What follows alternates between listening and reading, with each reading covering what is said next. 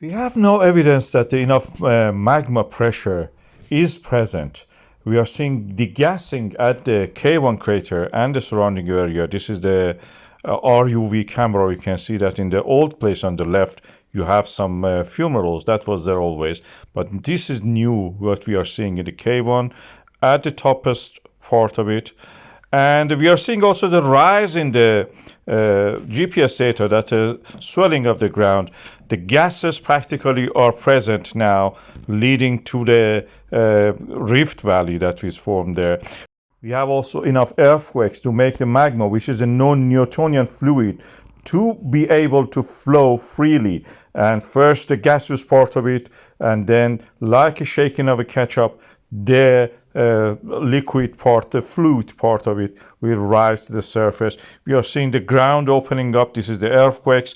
We have an increased double, almost triple, in the numbers of the earthquakes. These are mostly on the Eurasian plate, where the plate boundary is being pulled by the gravity, the weight of the Eurasian plate, subduction in the Pacific Ocean, those areas in the East Asia. This is the biggest, one of the biggest places on the planet Earth, and they affect what is happening in the Grindavik area. Grindavik is in the Eurasian plate. So the earthquakes are continuing. We are seeing the effect of them. You can see that it's like a zipper going back and forth and trying to open up the tens of kilometers of the ground, which is from the Grindavik toward the Hengil, toward the east. And the depth also, it has 5 to 10 kilometers depth. It has to be able to open up a crack in the ground. We see the earthquakes happening there. These are the evidence for the earthquake that is happening at the depth and trying to open up crack or extend. That's what we call extension.